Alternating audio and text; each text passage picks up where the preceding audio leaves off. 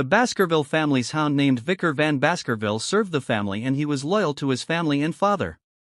He was falsely charged and framed for associating with the Demon Clan, and he was sentenced to the guillotine.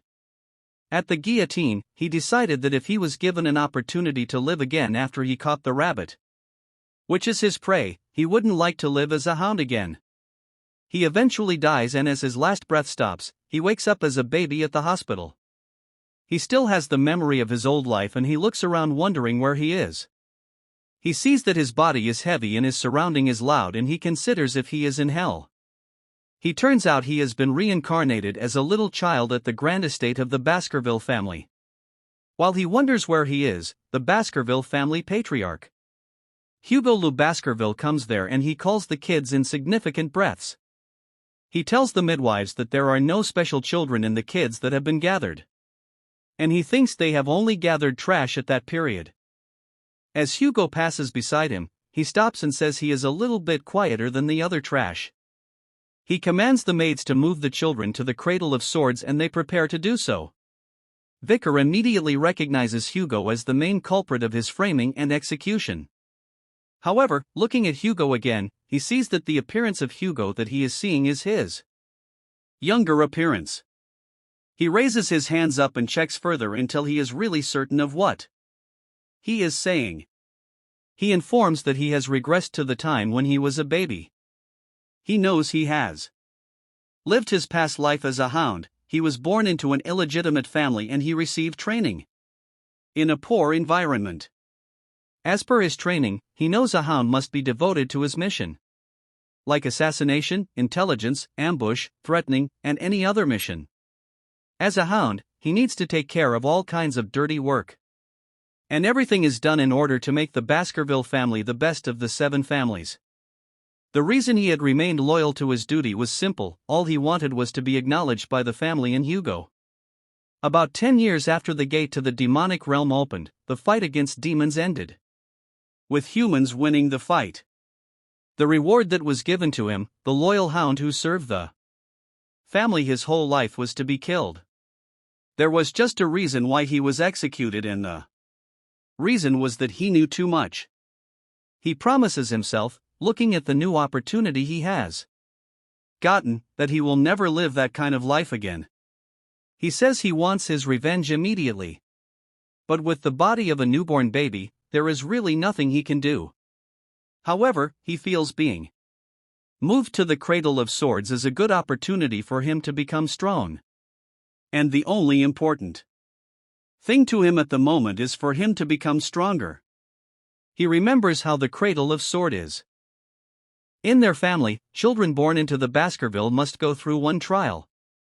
They are thrown into a maze of swords.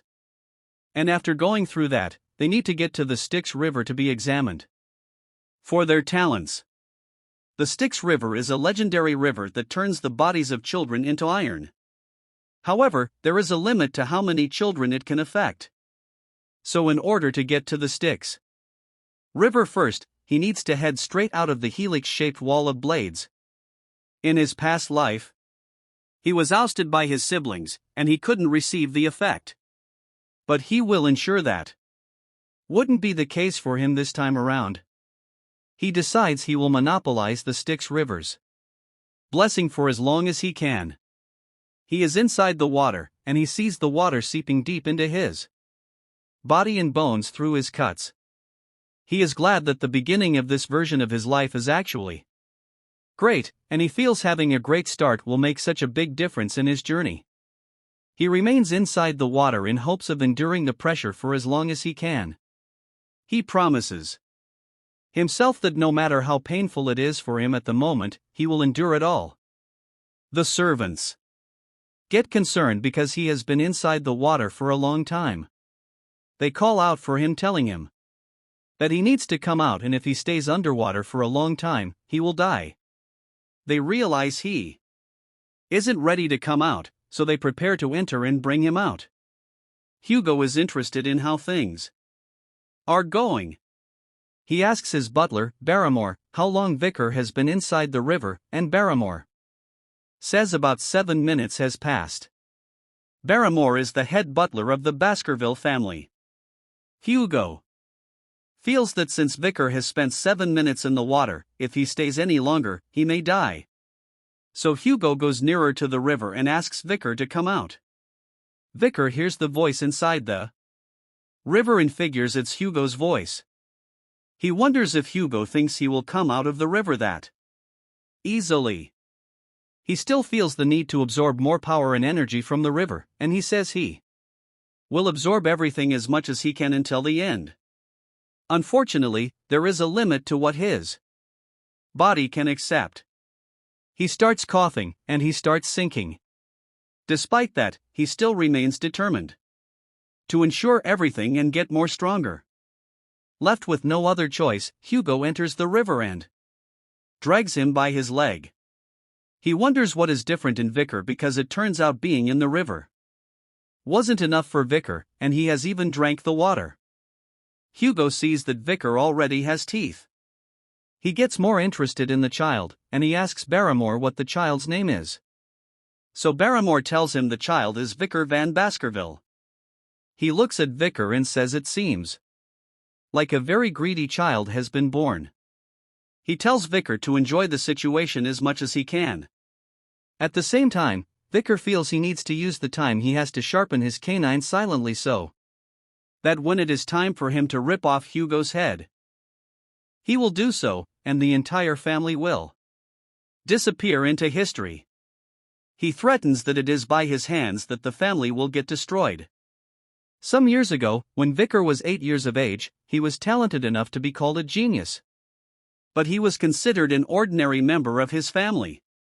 At the age of 20, he took on the assassination, espionage, and conquest-type missions. At 29 years of age, he felt that he had reached his limit in swordsmanship compared to those of direct lineage. At 30, the gate leading to the demonic realm opened, which marked the beginning of the demon clan's invasion of the world. At the age of 35, he endured through the war of destruction, slaughtering monsters left and right. At 39 years of age, the long war finally came to an end with the victory of the human realm. At 40, he was rewarded by the family for his loyalty to the family, and the reward he got was defamation, false accusation, and the guillotine's blade. After he leaves the river, they carry him to a place that he recognizes as the nursery. He remembers that if he is at the nursery, it means he has successfully absorbed the Styx River.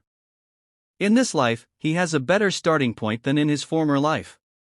The maid comes in holding an item, and she complains, asking why Madam wants that kind of thing on Vicar's bed. He wonders who the Madam is and says he is sure no one will give him, a bastard, any type of gift. The maid drops the box, and immediately she turns to leave. The box starts opening on its own. Some dark air flows from the box, and he sees a snake coming out of the box. He recognizes the snake as a bloody mamba, and he tries to crawl away from it. There are 2 different snakes in the box, and he wonders if the Madam has sent the rare vipers to assassinate him. He says there are only a few members of their basketball family that can be called a Madam.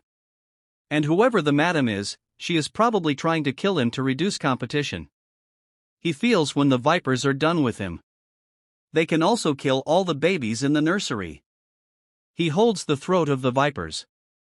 He threatens that no one can hold him this time around because he will bring the entire family down with his own hands. He kills the vipers and throws them by his bed. The following day, all the members of basketball come to the nursery to check on the kids, and they are all shocked when they see a child sleeping peacefully next to 2 dead vipers. All the nannies who had been on shift that night were executed after being tortured. But the reason for the viper's appearance was unknown, and only the young hound Vicar knows the truth. 8 years later, he has grown into a young boy. And he is taking lessons along with the other young masters. That day, they are taking a course about the levels of swordsmanship, and their teacher narrates that any one of them who can't yet imbue the sword with mana is considered a sword beginner. At the level where they can infuse the blade with a little bit of mana, they will be called sword experts, and when the blade Emits mana and liquid like aura form, that's when they are called sword graduator. The last level at which the aura is solid and the form can freely be changed is called Swordmaster.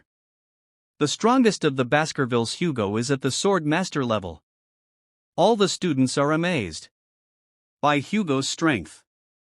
Vikier, however, considers that if Hugo was already a Swordmaster at that point in time, that means he needs to regain the power he had prior to his regression before the coming-of-age ceremony. The teacher notices that he is lost in thoughts and it looks like this. Not the first time it's happening. The teacher thinks about him.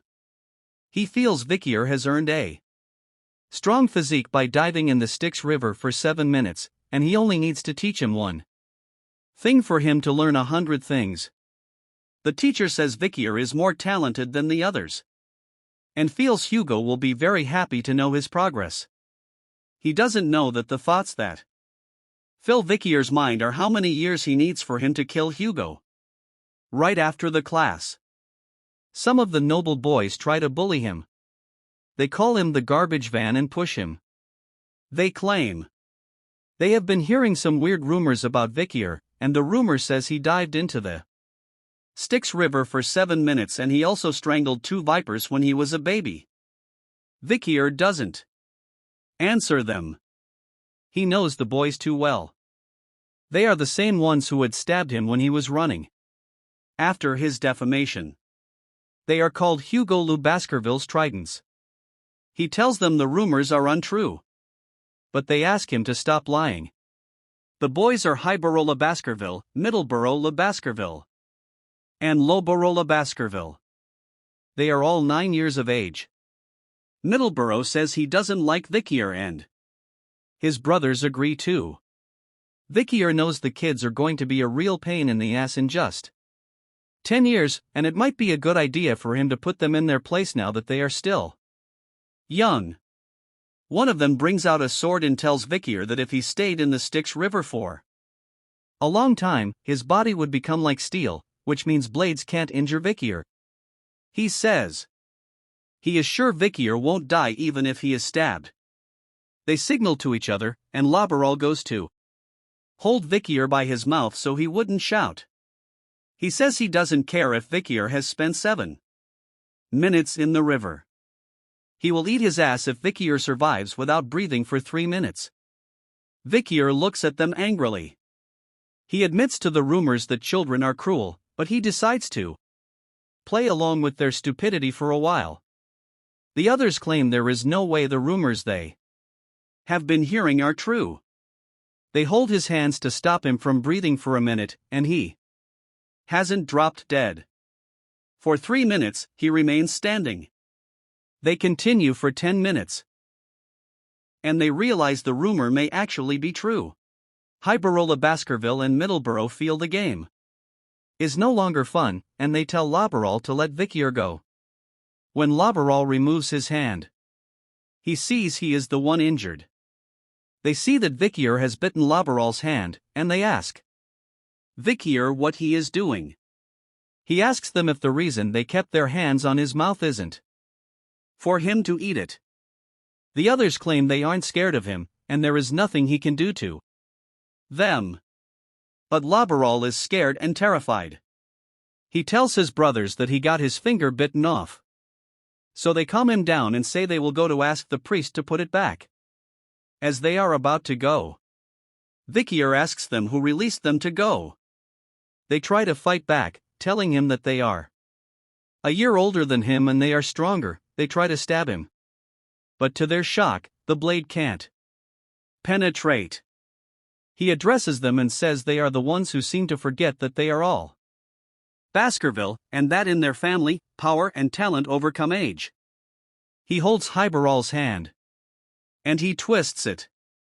He tells them they don't have to run, and they have to keep playing until the end. They get terrified, seeing the way he is squeezing their hand. They realize that the rumors they have been hearing are actually true. He kicks Highboral and he falls. His brothers scream his name in anger, and Middleborough decides not to accept defeat. He goes ahead to hit and fight Vikier. Vikier hits him too and tells them that they should not be too scared because they will get better in no time when they are treated. However, the issue is he won't allow them to leave that room, let alone get treated. And he is sure they will have to leave the room with the discomfort of their own bodies.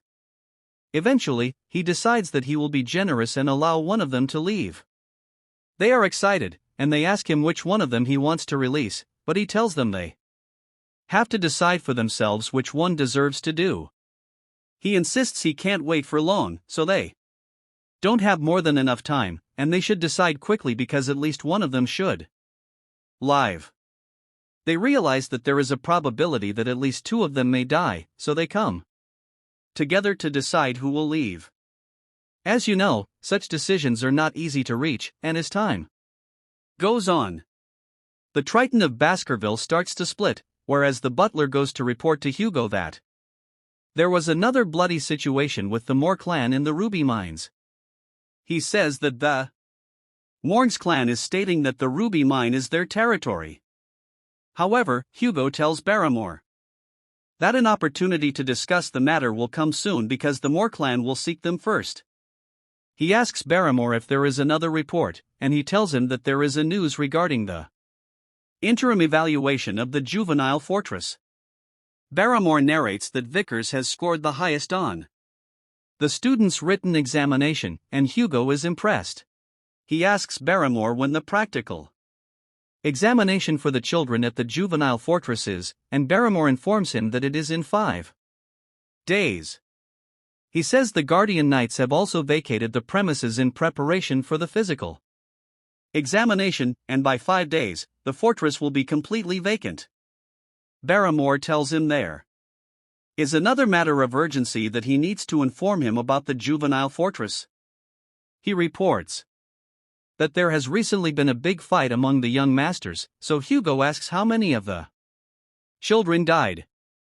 Barrymore claims there weren't any casualties in the fight, but Hybro's teeth had been completely damaged. At the same time, Middleborough's jaw has been smashed in, and Lowborough's left index finger has been amputated. He continues and says the kids have recovered their health since they have been treated, but the psychological damage done to them seems very significant. Hugo wonders how the fight has started. He claims there is no way the Burrows would fight among themselves since they are so close, so Barrymore informs him that the fight was against another young master, and the person who had wounded the 3 young masters was a young master who is just 8 years old. He tells Hugo that it was Vicker who had injured his seniors, and he is the same one with the highest written score on the written examination. As a result of what he has heard, Hugo calls for Vicker and Vicker goes to see him. Hugo welcomes Vicker, telling him that he has grown tremendously since the last time he saw him. Vicker greets Hugo and calls him patriarch. And Hugo tells him that he heard Vicker had disabled the 9-year-old triplet in his senior class. Vicker replies to him that if he is referring to the brothers, he is sure the brothers have received proper treatment since the issue. So Hugo explains that he is not talking about the physical disabilities that he has inflicted on the brothers. He claims he is talking about the disability of the heart.